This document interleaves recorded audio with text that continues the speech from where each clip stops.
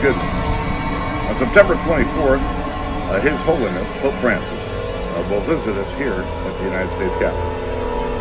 That day, His Holiness will be the first Pope in our history to address a joint session of Congress. We're humbled that the Holy Father has accepted our invitation and certainly look forward to receiving his message on behalf of the American people.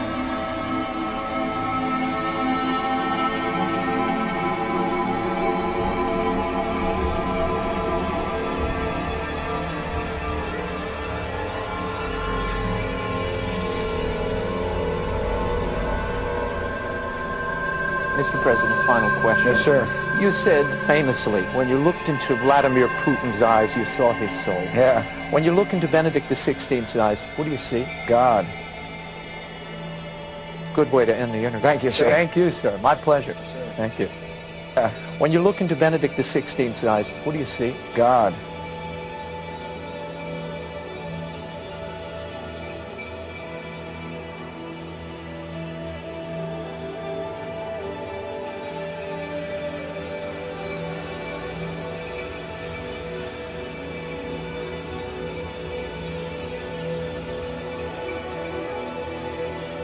On a happier note, a bit of good news. On September 24th, His Holiness Pope Francis will visit us here at the United States Capitol. That day, His Holiness will be the first Pope in our history to address a joint session of Congress. We're humbled that the Holy Father has accepted our invitation and certainly look forward to receiving his message on behalf of the American people.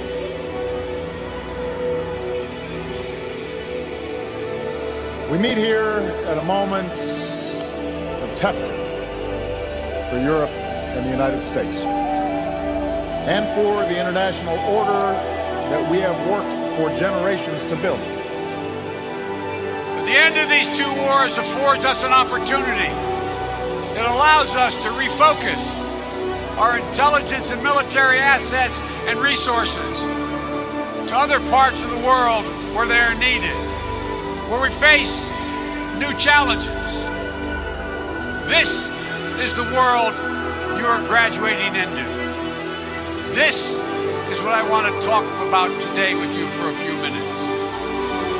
I believe we, and particularly you, your class, has an incredible window of opportunity to lead in shaping a new world order for the 21st century in a way consistent with American interest and the common interest. Think of the possibilities. For the first time in history, the Western Hemisphere is in a position where it has the possibility of being middle class, democratic and secure, from Canada to Chile. The Pacific Basin, peaceful and prosperous. A new relationship with China, where we cooperate and compete, but where conflict is not inevitable. A revitalized global trading order defined by greater integration and economic growth, where barriers are lowered at the borders and behind our borders, generating millions of American jobs, where intellectual property is protected and the playing field is level, and where major powers come together to deal with the challenges of our time that require us all to act in concert. And there are many challenges, including violent extremism is becoming more diffuse, countries emerging from chaos in the midst of war, challenges in the international order on the high seas and in the skies, emerging threats in cyberspace.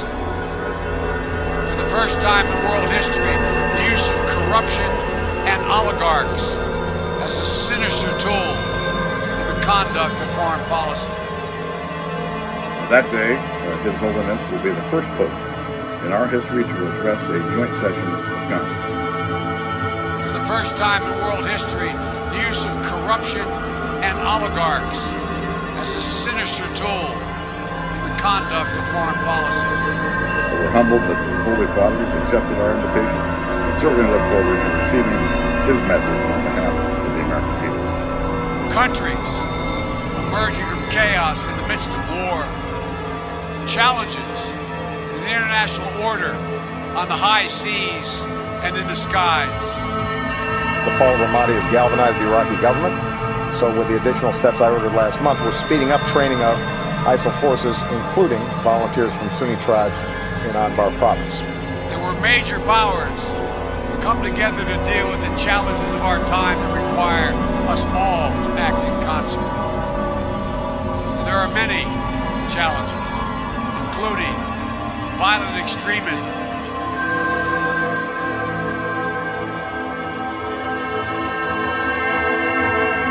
We did not claim or annex Iraq's territory.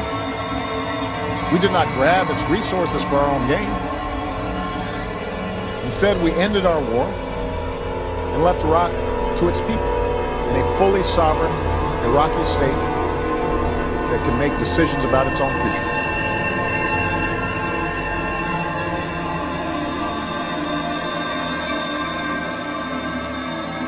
For the first time in world history, the use of corruption and oligarchs as a sinister tool in the conduct of foreign policy. But order and progress can only come when individuals surrender their rights to an all-powerful sovereign. A lot of our history comes from Rome. We have to recognize that. It was old Gibbon who said that when the wars are fought, the victors tell the story. I'm not giving his words exactly, but that's the gist of what he says. He says, in other words, it is the victors who tell the story. So if you're a defeated Christian small group, then your story is told from the standpoint of those who conquered you. And Pelikan, the modern American scholar, says, and there is no other way, many times, to tell the story.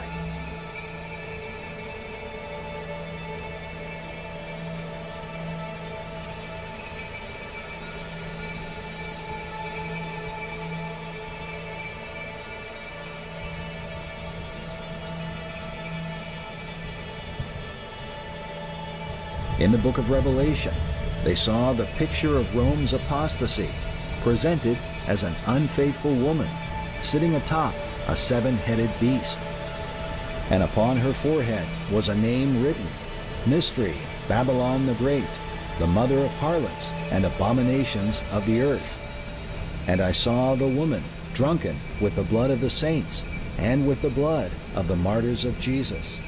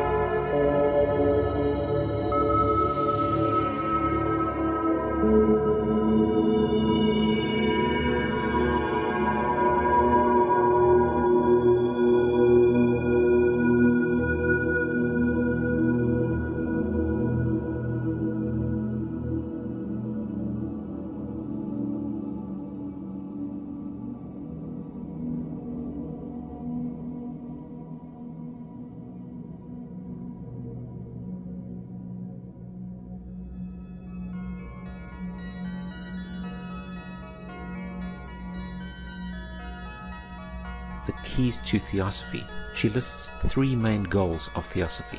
Firstly, the universal brotherhood of humanity without distinction of race, color, or creed. Secondly, to promote the study of the world's religions. And thirdly, to investigate the hidden mysteries of nature. Theosophy is the first major New Age group, and they are largely responsible for many of the New Age beliefs, including the belief that Jesus represented the sun god. The global elite are New Age occultists who adhere to New Age dogma and are responsible for this trend of discrediting Christianity, Jesus Christ, and Christian New World Order researchers. This trend is a monolithic and ruthless conspiracy that is coming into fruition at the end of this age. The occult community is full of secret societies that practice secret oaths, secret meetings, and secret occult practices. This implies that they have something to hide. The Bible says that what is done in secret will be brought into the light. God does not keep secrets, but has revealed truth to us in the Bible. At the heart of all occult teachings is pride, that their secrets are only for the select few. It caters for an elitist mindset.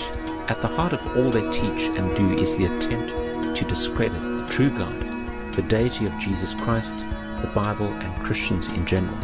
Now in Ephesians 6 verse 12, the Bible reveals that we do not wrestle against flesh and blood, but against principalities, against powers, against the rulers of the darkness of this world, against spiritual wickedness in high places. So we can see that this is part of a spiritual battle. It's not people that we're fighting against. These ideas and ideologies and so-called spiritual principles come out of the demonic realm. These are spirit beings that are peering to these occultists and seeding their lies into their writings, into their minds, into their spirits. And of course, these doctrines of demons are then taught as so-called truths or spiritual revelation.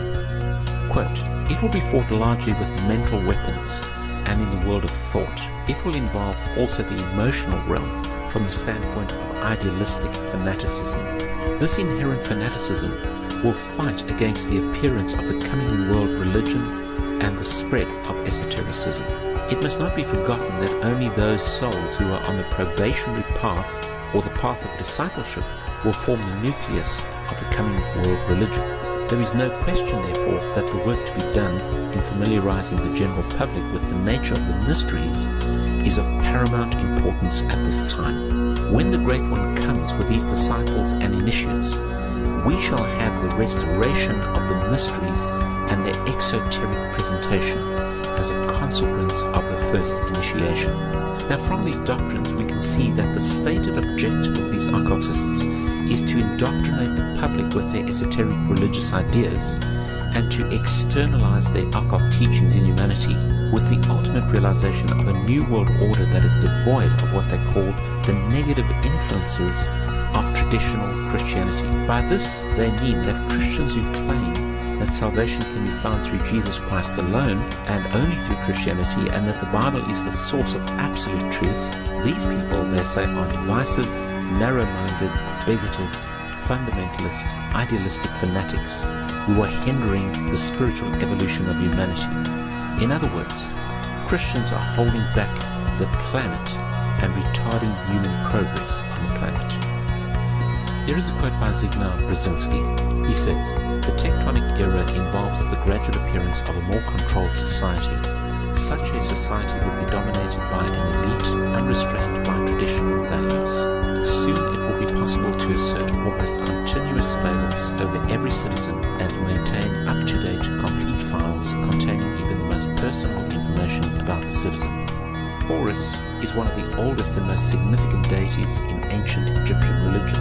Horus served many functions in the Egyptian pantheon, most notably being the god of the sun, war and protection. He's known as the god of vengeance, the god of the sky, protection, and war. Now, what many people don't realize is that America was founded by the Freemasons of Europe as a Masonic experiment. That's why, for example, New York is named after the York Rites of Freemasonry in England, New York. And the Statue of Liberty, which was donated by the Freemasons of France to America, is in fact a statue that signifies spiritual evolution, where man becomes God through spiritual enlightenment. This is why you have like these rays of the sun around the head of this goddess Columbia, which is standing with this flame or the light. This all signifies that Lucifer, the light bearer, brings enlightenment to humanity.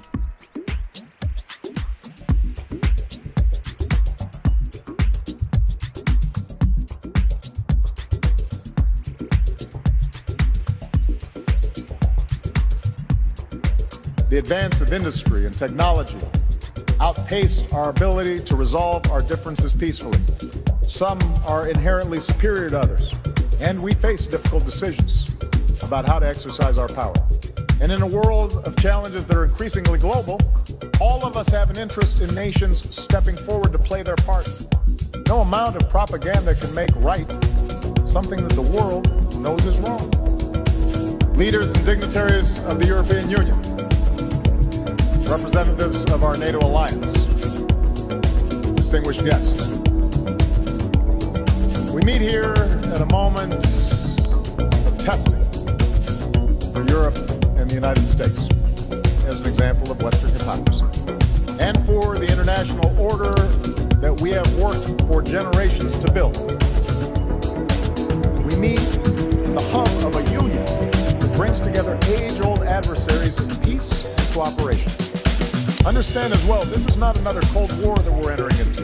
That's why throughout this crisis, we will combine our substantial pressure on Russia with an open door for diplomacy. Moreover, Russia has pointed to America's decision to go into Iraq as an example of Western hypocrisy. We did not claim or annex Iraq's territory. We did not grab its resources for our own gain.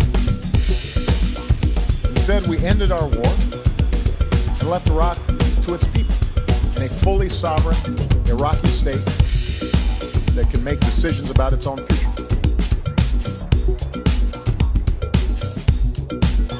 And we face difficult decisions about how to exercise our power. No amount of propaganda can make right something that the world knows is wrong.